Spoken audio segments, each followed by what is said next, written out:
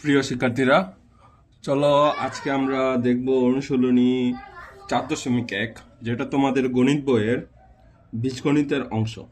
তো 4.1-এর মধ্যে সর্বপ্রথম যে অঙ্কগুলো আছে সেগুলো হচ্ছে গুণের অঙ্ক।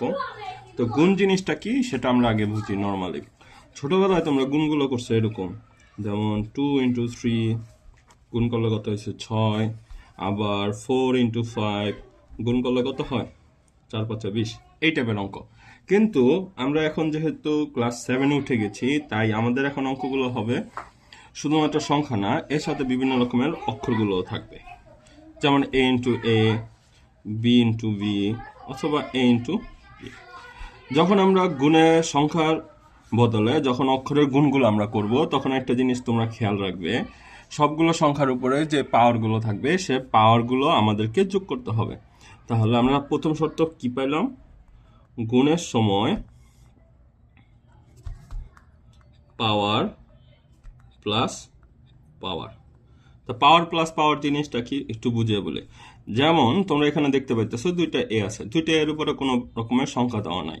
তাহলে যখন কোনো সংখ্যার উপরে যখন কোনো অক্ষরের উপরে কোনো সংখ্যা দেওয়া না থাকবে, তখন তোমাদের এখানে বুঝতে হবে যে এখানে কোনো কিছুর উপরে সংখ্যা নাই, মানে সেখানে একটা করে এক আছে। তাহলে গুণের সময় আমি কি বলছি? গুণের সময় পাওয়ারে পাওয়ারে যোগ হবে। তাহলে কি হবে? a1 + 1। তাহলে কি হবে? a⁴ অথবা এটাকে বলা হয় স্কয়ার। সেম বি এর উপরেও কোনো সংখ্যা নাই, তার মানে কি আছে? b1 + 1। তাহলে এটা কি হবে? b²। আর এখানে যেহেতু এ এবং বি দুইটা আলাদা আলাদা সংখ্যা, অবশ্যই মনে রাখবা, যদি ভাই বোনের চেহারা একরকম হয় তখনই শুধুমাত্র পাওয়ারে যোগ হয়, এবং ভাই বোনের চেহারা যদি একরকম না হয় তখন সেক্ষেত্রে আর কোনো পাওয়ারে যোগ হবে না, তখন শুধুমাত্র সেখানে আমরা লিখতে পারবো a × b। এভাবে আমরা অঙ্কগুলো করব। এছাড়া তোমাদের বইয়ের আমি এখন প্রথম যে অঙ্কটা আছে সে অঙ্কটা আমি তোমাদেরকে করে দেখাই, তাহলে তোমরা ভালোভাবে অঙ্কগুলো বুঝতে পারবে। যেমন তোমাদের বইয়ে প্রথম অঙ্কটা দেওয়া আছে 3ab × 4a³। তাহলে পরীক্ষার মধ্যে এখানে গুণের জায়গায় কমা দেওয়া থাকতে পারে, অথবা বলতে পারে 3ab সাথে 4a³ গুণ করো। তোমাদের বইয়েও দেওয়া আছে প্রথম রাশির সাথে দ্বিতীয় রাশি গুণ করে দেখাও। তাহলে প্রথম রাশির সাথে যদি দ্বিতীয় রাশি গুণ করতে যাই, এখানে কমার বদলে আমরা দিব হলো গুণ চিহ্ন। তখন আগে খুঁজে বের করব সংখ্যা কি আছে। সংখ্যা এদিকে আছে 3 এবং 4, তাহলে 3 এবং 4 এক পাশে রাখো। রাখার পরে এখানে দেখো দেওয়া আছে a এবং এখানে দেওয়া আছে a³। তাহলে আমরা কি বলছি? গুণের সময় পাওয়ারে পাওয়ারে যোগ হবে। যেমন এখানে আমরা 1 + 1 করছিলাম, এখানে ভাই বোন আছে a এবং a, তাহলে এই দুইটার পাওয়ার আমরা একসাথে নিই a+3। এবং এখানে b এর উপরে কোনো কিছু নাই, তার মানে b এর উপরে 1 আছে। যেহেতু b এর কোনো সংখ্যা নাই, এটা আর কারোর সাথে যোগ হবে না। তাহলে এখানে এটা কি হবে? 3 × 4 = 12, তারপর a⁴ b এর উপর নর্মালি b। এটা হইতেছে, এটা তোমরা লিখবা হলো এইভাবে, নির্ণেয় গুণফল = 12a4b। আচ্ছা, তাহলে পরের অঙ্কটা আমরা দেখে ফেলি কিভাবে না পরের অঙ্কটা সহজে করে ফেলতে পারি। তাহলে দেখো 5xy × 6az। তাহলে সংখ্যা কি কি আছে? 5 × 6। তারপরে অবশ্যই একটু খেয়াল রাখবা, যখন এই সংখ্যাগুলো আমরা অক্ষরগুলো আমরা বসাবো, তখন একটু সিরিয়াল মেনটেন করার চেষ্টা করবো। তো সিরিয়ালে কি আছে? a, তারপর x, তারপর y, তারপর z। এই ফোঁটাগুলো যেগুলো দেখতে পাইতেছো, এগুলো হইতেছে একটা গুণ চিহ্ন। এটা পরীক্ষার সময় দিলেও চলে, না দিলেও কোনো সমস্যা নাই। তাহলে কত হইতেছে? 5 × 6 = 30। কিন্তু মনে রাখবা, এই যে দুইটা সংখ্যা আছে, এই দুইটা সংখ্যার মাঝখানে অবশ্যই তোমার এই গুণ চিহ্ন এইভাবে হোক বা অথবা এভাবে গুণ চিহ্ন হোক, যে কোনো একটা তোমাকে ইউজ অবশ্যই করতে হবে, আদারওয়াইজ পরীক্ষার নাম্বার তোমাকে কেটে দিবে। a x y z। আচ্ছা, বুঝলাম। এবার তাহলে 3 নাম্বারটা দেখে ফেলি। 3 নাম্বারটা কিভাবে করা যায়? 3-এ যাই। 5a² x² × 3a x5y। আচ্ছা, এখানে সংখ্যা আছে কি কি? 5, 3। তাহলে লিখি 5 × 3। এটা হচ্ছে অবশ্যই গুণ চিহ্ন, এভাবে অবশ্যই দিবা তোমরা পরীক্ষায়। এবার আসো যমজ ভাই বোন খুঁজা বাই করি। যমজ ভাই বোন, এদিকে একটা এ পাওয়া গেছে, এদিকে একটা এ পাওয়া গেছে। তাহলে এই দুইটা যমজ ভাই বোনের পাওয়ার আমরা যোগ করব। 2 + 1। এর উপরে কোনো সংখ্যা নাই, মানে এদিকে একটা এ আছে, ঠিক আছে। আচ্ছা, x²। তাহলে x² হলে x² দিলাম, এদিকে x², এদিকে x এর পাওয়ার আছে 5, তাহলে 2 + 5। এদিকে আছে কি? y। তাহলে কত পাইলাম 3 5 15 এ কিউব এ 2 আর 1 যোগ করলে কত হয় 3। এটাকে আমরা a টু দি পাওয়ার 3ও বলতে পারি অথবা a কিউবও বলতে পারি। তারপর আছে x 7 y, এটা অ্যান্সার। আচ্ছা, তোমাদেরকে আরেকটা জিনিস একটু বলে নিই।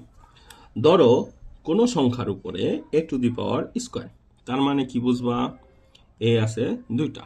ধরো কোনো সংখ্যার উপরে আছে হলো b টু দি পাওয়ার 5, তাহলে কি বুঝবা, b আছে 5টা, 1টা 2টা 3টা 4টা 5টা, 1 2 3 4 5।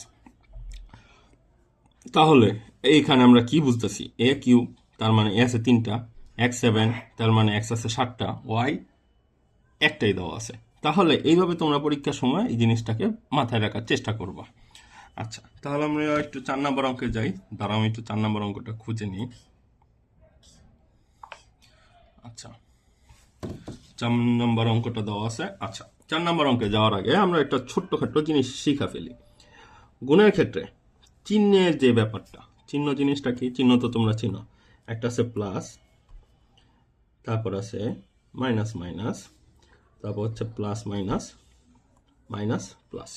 মনে রাখবা, একই রকম চিহ্ন যখন হইব, একই রকম 2টা প্লাস 2টা মাইনাস, যখন একই রকম চিহ্ন হবে, তাই একই রকম চিহ্নের ক্ষেত্রে সবসময় হবে প্লাস। মনে রাখবা, একই রকম চিহ্ন হলে প্লাস, বিপরীত চিহ্ন হলে অবভিয়াসলি হবে মাইনাস।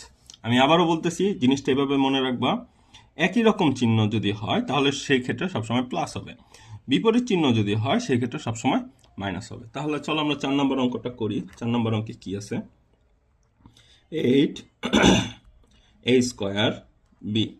আচ্ছা, তখন যখন কোনো সংখ্যার মধ্যে মাইনাস চিহ্ন সহ দিয়ে শুরু হবে, তখন সেই সংখ্যাটাকে অবশ্যই ব্রেকেট দিয়ে আটকাবে। আমি আবারও বলতেছি, যখন কোনো সংখ্যার মধ্যে মাইনাস দিয়ে শুরু হবে তখন সেই সংখ্যাটাকে অবশ্যই ব্রেকেট দিয়ে আটকাবে। আমি এটাকে একটু মজা করে বলি যে এটার দুই পাশে বেড়া দিবা যাতে এই ছাগল বেরোয় না যায়। এই যে আমরা বেড়া দিয়ে আটকাইলাম।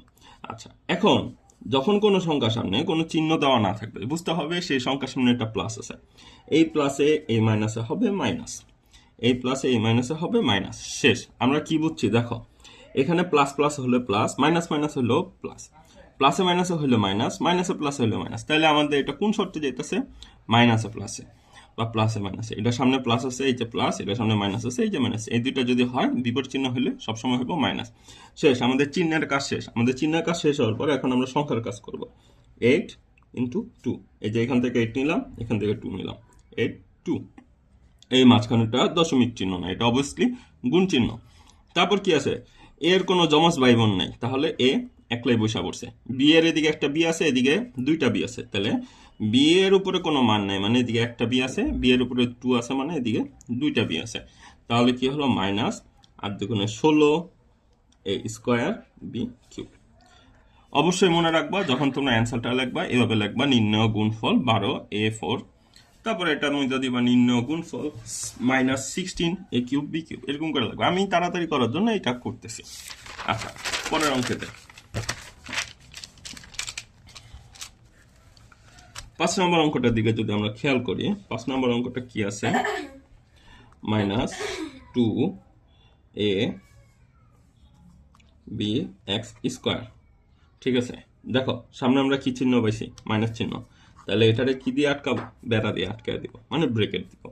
তারপর হবে কি 10 b cube x y z. তাহলে এই মাইনাস, এটার সামনে কিছু নাই, মাইনাসে প্লাস, প্লাসে মাইনাসে কি হবো, মাইনাস 2 আর 10, তাহলে 2 ইন্টু 10। বুঝলাম। এর কোনো জমজ ভাই বোন এই পাশে নেই, তো এ কে বসবো, একলা একলা বসবো। বি এদিকে একটা আছে, বি এদিকে 3টা আছে, তাহলে বি এর এটার উপরে কেউ নাই, মানে 1 আছে, এটার উপরে কত আছে, 3, বসাই দাও 3। তারপর এক্স স্কোয়ার আছে, এক্স আছে, তাহলে কি হবে, এক্স স্কোয়ার, এক্স এর উপরে কোনো কিছু নাই, মানে 1। আচ্ছা, ওয়াই এর কোনো জমজ ভাই বোন নাই, তাহলে ওয়াই একলা বসছে, জেডের কোনো জমজ ভাই বোন নাই, তাই জেড একলা বসছে। তাহলে এদিকে কি বসলো, মাইনাস 10 দুগুণে 20 এ বি 3 আর 1 কত হবে, 4 এক্স কিউব ওয়াই জেড। এভাবে তোমরা অঙ্কগুলো করে ফেলবে। আচ্ছা।